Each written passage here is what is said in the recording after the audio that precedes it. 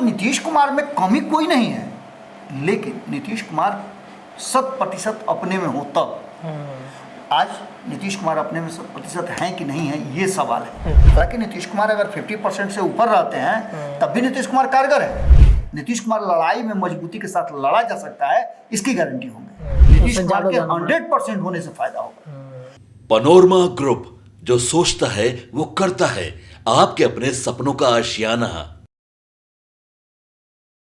नमस्कार, भारत लाइव देख रहे हैं आप, और ये भीतर की बात है, जहां पर हम चर्चा करते हैं बिहार के राजनीति गलियारे में पर्दे के पीछे रची जा रही कहानियों पर। वो कहानी सबसे पहले बाबा आप सभी दर्शकों के सामने लेकर सामने आते हैं। देखिए, बिहार के रुपौली उपचुनाव में करारी हार के बाद एनडीए गठबंधन में अब एक दूसरे पर आरोप प्रत्यारोप का दौर चल रहा है।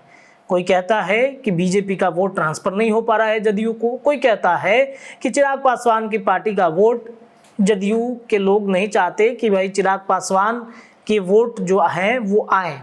क्या वजह है? उपेंद्र कुशवाहा ने एक बयान दिया था कल। दरअसल उन्होंने ये कहा था कि जो वोटिंग को लेकर के जो चर्चाएं चल रही हैं या फिर जो वोट ट्रांसफर को लेकर के बातें हो रही हैं, ये कहीं ना कहीं आपसी कोऑर्डिनेशन की कमी की वजह से हो रहा है। इसे कैसे सुधारा जाएगा? कुशवाहा के इस बयान के बाद खलबली जहां एनडीए गठबंधन में मची है, तो नीतीश कुमार भी काफी चिंतित हैं कि क्या वाकई में ऐसा हो रहा है। नीतीश कुमार को रिप्लेस करने की वाकई में तैयारी चल रही है क्या? देखिए, बाबा कल परसों से लगातार एक खबर कर रहे हैं कि नीतीश कुमार को रिप्लेस करने की पूरी तैयारी रची जा रही है। कौन रच रहा है, किसने के थ्रू ये कुछ हो रहा है, एक बार फिर से इन तमाम विषयों पर चर्चा होगी। आइए बाबा से जुड़ते हैं, बातचीत करते हैं। बाबा, उपेंद्र कुशवाहा बार बार ये बयान दे रहे हैं कि कोऑर्डिनेशन नहीं हो पा रहा है, आपसी सामंजस्य नहीं बैठ पा रहा है। क्या वाकई में ऐसा है? पार्टी के अंदर में सब कुछ ठीक ठाक है कि कुछ गड़बड़ चल रहा है? देखिए रत्नेश, दो बातें एक साथ होती हैं और हर वस्तु को, हर विषय को देखने के दो पहलू होते हैं जी। जैसे आपने सुना होगा कि ग्लास आधा भरा है और आधा खाली है। बात दोनों वो एक ही कह रहे हैं, लेकिन अपना अपना नजरिया है जी। अब नीतीश कुमार जो वर्तमान परिस्थिति बनी है उसमें एक मात्र सीट हार से उनका आकलन नहीं किया जा सकता है, लेकिन आपके पास समय नहीं है। नीतीश कुमार की बहुत सारी ऐसी चीज़ें हैं जिसको लेकर के मंथन का दौर चल रहा है, लोग संशय में हैं। हम ये नहीं कह रहे कि नीतीश कुमार फिर से पलट जाएंगे, ये कर देंगे, वो कर देंगे, हम वो बात नहीं कर रहे। हम 2025 के चुनाव को अगर देखते हैं और उसके कसौटी पर नीतीश कुमार को कसते हैं हम, तो एक तरफ तो लगता है कि नीतीश कुमार इस पूरे एनडीए गठबंधन को बेहतर ढंग से लेके जा सकते हैं, लेकिन दूसरी तरफ नीतीश कुमार क्या उस स्टेट ऑफ माइंड और बॉडी के साथ हैं जो आज से 18 साल 19 साल पहले बिहार में शुरू किए थे? यही नीतीश कुमार हैं कि बदल गया। कई बहुत सा ऐसी चीजें की हैं जो मील का पत्थर साबित हुआ है। बिल्कुल। 2005 से 2010 तक का उनके कार्यकाल को स्वर्णिम काल माना जाता है। नीतीश कुमार के कई ऐसे फैसले हैं जिन फैसलों को लेकर के कई राज्यों ने अपनाया है, इस देश ने भी अपनाया है। तो नीतीश कुमार में कमी कोई नहीं है, लेकिन नीतीश कुमार 100% अपने में हो तब। आज नीतीश कुमार अपने में 100% हैं कि नहीं है, ये सवाल है जी। और इस सवाल के साथ अगर एनडीए 2025 के चुनाव में जाएगी तो सबसे पहला उसका काम होगा कि वो तराजू पे रख करके इसको तौलेगी। हालांकि नीतीश कुमार अगर 50% से ऊपर रहते हैं तब भी नीतीश कुमार कारगर है, लेकिन तब नीतीश कुमार जीत की गारंटी नहीं होंगे। नीतीश कुमार लड़ाई में मजबूती के साथ लड़ा जा सकता है, इसकी गारंटी होंगे। लेकिन अभी जो वक्त बदला है, जो चीज़ें सामने आई हैं, उसमें नीतीश कुमार के 50% से फायदा नहीं है, नीतीश कुमार के 100% होने से फायदा होगा। कारण कि वक्त बदला है, समय बदला है, लोगों का नजरिया बदला है और यूथ जो है 60% बिहार का वो अब टर्न हो रहा दूसरी तरफ। वो सीधी तौर पे आपके जातीय समीकरण को नहीं समझ रहा है, वो रोजगार को समझ रहा है, नौकरी को समझ रहा है, बिहार के विकास को समझ रहा है, बिहार की सड़कों को समझ रहा है, पलायन को देख। कल भी हम चर्चा कर रहे थे कि मैरिन ड्राइव पर जाकर के आप खड़े हो जाइए तो आपको पूरा पटना नजर आएगा। वहाँ है क्या ऐसा? ना आप खाना बढ़िया मिलता है, ना कुछ ऐसा दर्शनीय चीज है, लेकिन एक सड़क बनी है जिस सड़क के इर्द गिर्द लोगों को थोड़ी देर राहत के लिए, गंगा नदी सामने है, गंगा नदी सामने थोड़ी देर राहत के लिए जो शहर के अपने जीवन के भीड़ भाड़ उधेड़ बुन से अलग होकर के थोड़ी देर अपने परिवार के साथ या उस माहौल में आकर के दूसरे को देख करके खुद को खुश करने का एक साधन मात्र है। जी। मुंबई में क्या होता है, यही स्वप्न नगरी कही जाती है। वहाँ जो जुहू चौपाटी पे लोग जाते हैं, जाकर के वहाँ बैठते हैं। ऐसी स्थिति में आप समझिए कि जो लोग इस तरह की बातों को सोचते हैं, वो अब जातीय बंधन और जातीय समीकरण में आप जाकर किसी दुकानदार से पूछते हैं क्या, तो किस जाति के हो भाई, लिट्टी बना रहे हो तो किस जाति के हो, अगर फलाना जाति हो तो खाएंगे ना तो नहीं खाएंगे। ये सारी बातें कहीं ना कहीं अब यूथ जो है इसको दरकिनार करता जा रहा है। आप देखिए होइएगा कि एक नया ट्रेंड शादी ब्याह में भी चला है। अब जातीय समीकरण के आधार पर नहीं, एक दूसरे की खुशी को लेकर के शादियां लोग करते हैं। तो ये सारी चीजें कहीं ना कहीं एक तरफ घूम रही हैं। तो 2025 के चुनाव में भी ये तय करना होगा कि क्या रुपौली में जो हुआ वो एक घटना मात्र थी जिसको भुला करके आगे बढ़ा जा सकता है, या फिर एक संदेश था जो 2025 के चुनाव के लिए लोगों ने दिया है। मतलब सीरियस होना पड़ेगा, बिल्कुल सीरियस होना पड़ेगा। और इस सीरियसनेस को अगर गंभीरता से आप देखें तो निश्चित रूप से यहाँ आपको एक ब्रेक लगाने की जरूरत है। और ब्रेक सिर्फ एनडीए को नहीं लगाना है। एनडीए के पास तो 5-6 दलों का एक गठबंधन है जो आपस में विचार करके करेंगे, लेकिन अगर तेजस्वी यादव फेल होते हैं तो पूरा इंडिया गठबंधन फेल हो जाएगा। यहाँ नीतीश के फेल होने से बहुत ज्यादा अंतर नहीं पड़ना है, क्योंकि बहुत सारे लोग हैं जो अपना 100% देने के लिए तैयार हैं जी। लेकिन अगर एनडीए के बनिस्पत इंडिया गठबंधन को खड़ा करके देखते हैं तो इंडिया गठबंधन में और कोई नजर नहीं आता है, सिर्फ एक तेजस्वी यादव नजर आता है। चाहे वो 2019 का चुनाव हो, 2020 का चुनाव हो, 2024 का चुनाव हो, ये 3 चुनाव में तेजस्वी यादव ही नजर आए हैं और उन्होंने ही लीड किया है। अब ऐसी स्थिति में नीतीश और तेजस्वी में सिमिलरिटी क्या है? तो नीतीश कुमार शरीर से कमजोर हुए हैं। उनके साथ जो लोग पहले हुआ करते थे वो नहीं है।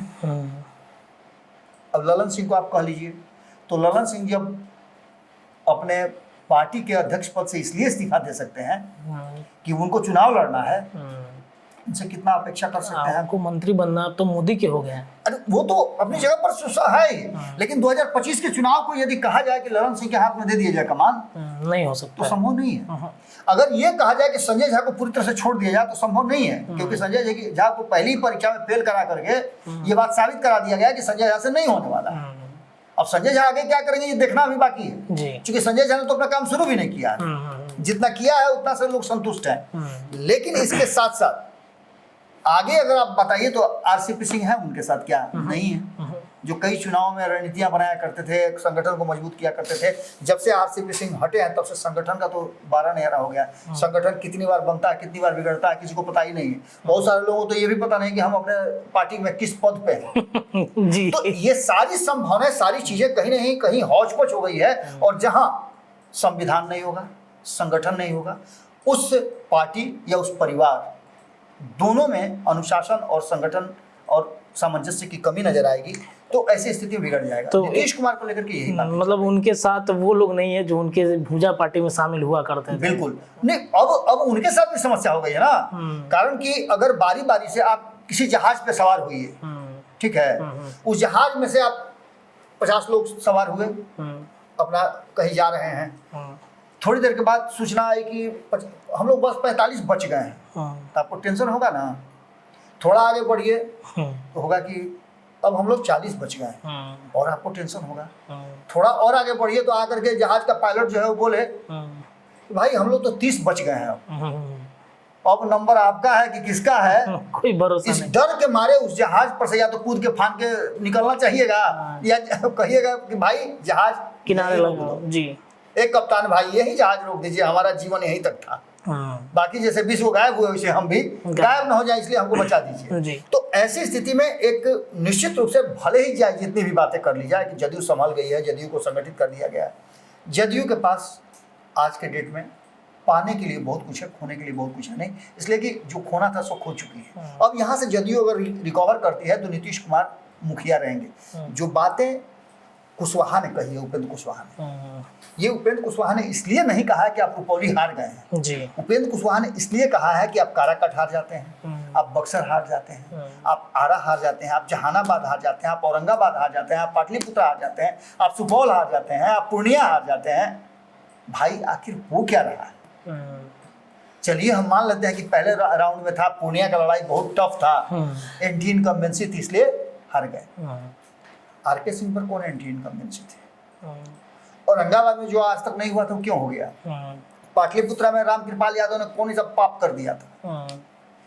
जहानाबाद में ठीक है, चलिए जहानाबाद में मान लेते हैं कि पिछली बार बहुत नैरो जीत हुई थी, इस बार समस्या हो गई, लेकिन बक्सर में क्या हो गया था? ये सारी संभावनाएं, सारी बातें कहीं ना कहीं एक शब्द में कि एनडीए को अब यहाँ से सोचना पड़ेगा, सामंजस्य बिठाना पड़ेगा। कहीं ना कहीं उपेंद्र कुशवाहा ने आगे के लिए संदेश दे दिया है। इस संदेश के साथ साथ आपने देखा होगा कि मंथन का दौर सभी जगह जारी है। बिल्कुल बिल्कुल। एनडीए घटक दल सभी मंथन कर रहे हैं और सबसे बड़ी बात है कि 7 राज्यों में जो 13 सीटों पे उपचुनाव हुए हैं उसमें मात्र 2 सीट एनडीए को आना, ये निश्चित रूप से चिंता का कारण सबके लिए है। तो उपेंद्र कुशवाहा ये संदेश देना चाहते हैं कि भाई आइए सब लोग बैठ के बात करते हैं, रणनीति बनाते हैं। ये 5 सीटों पर अगर हमें जीत नहीं मिलेगी तो 25 हमारे लिए बड़ा मुश्किल हो जाएगा। सीट बंटवारा भी करना है, किसको कितनी सीटें मिलनी चाहिए, अपने मन मुताबिक हम सीट पर लड़ सकते हैं, कॉन्फिडेंस दिखा सकते हैं कि हम जिस सीट पर आप उतारिएगा हमारी पार्टी वहाँ से जीत के आएगी। यही चाहते हैं उपेंद्र कुशवाहा ना? बिल्कुल बिल्कुल। आप देखिए उपेंद्र कुशवाहा हार गए हैं, हारने के बाद भी उन्होंने हिम्मत नहीं छोड़ी है, क्योंकि लड़ाका है, पहले से भी लड़ते आ रहे हैं। कई बार तो उन्होंने अपना पद जो है खुद कुर्बान किया है, इसलिए वो जानते हैं कि राजनीति की धारा क्या होती है और इस धारा में कैसे आदमी को आगे, धारा के विपरीत जब भी जाइएगा तो निश्चित रूप से आप पीछे ढकेलाते जाइएगा, आगे कभी नहीं मंजिल तक पहुंच सकते हैं। उपेंद्र कुशवाहा इस बात को जानते हैं, यही कारण है कि उन्होंने समझ लिया था कि अभी जो धारा बह रही है वो एनडीए की तरफ बह रही है, लेकिन ये धारा मुड़ भी तो सकती है। एनडीए के साथ सबसे बड़ी बात ये हो गई है कि यहाँ पर अब नेतृत्व की जो बात है, उन नेतृत्व पर सवाल खड़े हो रहे हैं। क्या तेजस्वी यादव बेहतर नेतृत्व कर रहे हैं? क्या नीतीश कुमार बेहतर नेतृत्व कर रहे हैं? ये सवाल खड़ा हो रहा है। तो तेजस्वी यादव पर सवाल खड़ा करने के लिए भारतीय जनता पार्टी उत्तरदायी नहीं है, उपेंद्र कुशवाहा उत्तरदायी नहीं है, चिराग पासवान उत्तरदायी नहीं है, बल्कि उत्तरदायी वहाँ कांग्रेस है, वाम दल है। और कांग्रेस और वाम दलों को तो वहाँ अपने खूंटे पे बांध करके रखे हैं लालू प्रसाद, तो उनको बोलने का हिम्मत नहीं है, हारे या जीते। और ये सीट भी था तो भले ही ये सीट कहा जाए कि इंडिया गठबंधन का था, लेकिन वास्तव में ये सीट किसका था? राष्ट्रीय जनता दल का। तो हारने जीतने से क्या अंतर पड़ता है? कांग्रेस तो चाहेगी कि आप कमजोर होइए। वैसे ही एनडीए गठबंधन में भी हर कोई चाहेगा कि नीतीश कमजोर हो। एक तो पहले से कमजोर हो चुके हैं, दूसरा कमजोर हो, और यही कारण है कि लगातार आप देख लीजिए, ताकि उनको एक मौका मिले बिल्कुल भविष्य के लिए, बिल्कुल मौका मिले। और कहीं ना कहीं आपने देखा होगा कि नीतीश कुमार के विकल्प के रूप में, रिप्लेसमेंट के रूप में कई लोग अब आ रहे हैं, कई नाम सामने आ गए हैं। हमने कल भी आपको बताया था कि अगर आंकड़ों के हिसाब से देखें तो 30-30% का ये पूरा ब्लॉक है, 3 ब्लॉक है 30-30% का। 30% ब्लॉक है आरजेडी के पास, यानी पूरा इंडिया गठबंधन के पास, ठीक है। 30% ब्लॉक जो है वो भारतीय जनता पार्टी के पास है। 30% ब्लॉक जो है आज के डेट में चिराग पासवान के पास आ गया है, 90% हो गया। बाकी जो 10% बच रहा है वो नीतीश कुमार वाला ब्लॉक है। तो नीतीश कुमार वाला ब्लॉक टूट के इधर जाएगा कि इधर जाएगा? निश्चित रूप से नीतीश कुमार का वो ब्लॉक अभी तक अगर इधर आता भी है तो ये आप समझिए काहे लोग एनडीए को कह रहे हैं कि यही बहती धारा है, इसी में हाथ धो लो। अगर 30% तेजस्वी यादव के पास है तो 60% ये दोनों एक साथ ना है। चिराग पासवान ने हर परिस्थिति में कह दिया है, उनको जब एनडीए से कोई भाव नहीं मिल रहा था तब भी वो एनडीए के साथ थे, नरेंद्र मोदी के साथ थे। आज नरेंद्र मोदी के पास हिंदुत्व से लेकर के अन्य जो वोट है वो उनका 30% वोट उनके पास है जी, और दलित और सवर्ण मिलाकर के 30% वोट चिराग के पास है। तो ये 60% हो जाता है, इसको घटा भी दे तो 50% होगा। अगर नीतीश कुमार उधर चले भी जाते हैं तो 30 और 10 40% नीतीश के पास ऑप्शन नहीं है। बीजेपी के पास तो ऑप्शन बहुत है, बीजेपी के पास बहुत सारे ऑप्शन हैं। और यहाँ सबसे बड़ी बात है कि कल आप शक्ति सिंह बयान सुनिए तो उस बयान में हार जीत से ज्यादा उन्होंने चर्चा क्या की है? अति पिछड़ा समाज की। बिल्कुल, यही सबसे बड़ी बात है। यहाँ अति पिछड़ों का वोट अगर देख लीजिए आप तो 3 लाख वोटरों में से 2 लाख वोटर अति पिछड़ा है। फिर भी जीत किसकी होती है? सवर्ण की। क्यों होती है सवर्ण की जीत? तो उसका संबंध किसके साथ रहा है? लोक जनशक्ति पार्टी के पास। लोक जनशक्ति पार्टी से कितना दिन पहले अलग हुए हैं? 20 दिन पहले। उससे पहले वो किसके साथ थे? चिराग पासवान के साथ थे। चिराग पासवान की टीम किसके लिए काम करेगी? एनडीए सवर्णों के लिए। सवर्णों के लिए, बिल्कुल। एनडीए के लिए तो काम किया ही, और सवर्णों के लिए ज्यादा। लेकिन यहाँ जो परिस्थिति थी, लोगों ने कहा शंकर सिंह में कोई निर्दलीय नहीं देख रहा था। शंकर सिंह में एक ऐसा शख्स को देख रहा था जो एनडीए को जीतने के बाद भी सपोर्ट करेगा। यहाँ अंतर यही है, आप जिस शख्स को खड़ा करते हैं निर्दलीय के रूप में, ये लोगों को पता था कि जाएगा किधर। आज अगर एक बात समझ लीजिए आप, कि अगर कांग्रेस आकर के प्रचार कर दी होती या तेजस्वी यादव सपोर्ट कर दिए होते पप्पू यादव का, तो मैं लिख के दे रहा हूं कि पप्पू यादव की जीत वहां नहीं हुई होती। लेकिन लोगों को पता था कि पप्पू यादव जीतने के बाद तेजस्वी यादव के साथ मंच साझा नहीं कर सकते हैं, इसलिए लोगों ने जितवाया। अगर लोगों को ये पता रहता कि वो बीमा भारती को सपोर्ट करेंगे तो लोग ऐसा नहीं करते। और ये बात अच्छी तरह से पप्पू यादव भी जानते हैं, इसीलिए उन्होंने अंतिम समय में सपोर्ट करने की कोशिश की, जिसका बहुत ज्यादा इम्पैक्ट नहीं पड़ना था। अब जो वर्तमान परिस्थिति बनी है उसमें कहीं ना कहीं रुपौली में एनडीए की करारी हार के बाद जो उपेंद्र कुशवाहा ने खुल करके बात कही है, खुल करके, इतना स्पष्ट किसी ने नहीं बोला है जी। सब लोग हार से या तो आहत हैं या मंथन कर रहे हैं, लेकिन उन्होंने खुल के कह दिया है कि अब सोचने समझने का वक्त आ गया, सोचिए समझिए। चलिए, सोचने समझने का वक्त है। लगातार इस बात की चर्चा हो रही है, कोऑर्डिनेशन की कमी है, कोऑर्डिनेशन करना बेहद ज़रूरी है, सामंजस्य बैठा लेना है 2025 से पहले, अन्यथा डैमेज ज़्यादा हो सकता है। फिलहाल भीतर की बात में इतना ही। चर्चाएं भारत लाइव पर लगातार जारी है। बहुत बहुत धन्यवाद। पनोरमा ग्रुप, जो सोचता है वो करता है। अगर ये वीडियो पसंद आई और वह बिहार के राजनीति और बिहारियत से सरोकार रखेनी तो सब्सक्राइब बटन दबा के चैनल के सब्सक्राइब कर ली। ओजे एगो घंटी बा, ओकरा बटन दबा देला से कुल सटीक और मारक खबर रुआ मुफ्त में मिल जाई। अगर रुआ पत्रकारिता के हमनी के नया प्रयोग में सहयोग कर चाहतानी तो ज्वाइन बटन दबा दी। पेटीएम नंबर नोट कर ली 9386816700। धन्यवाद।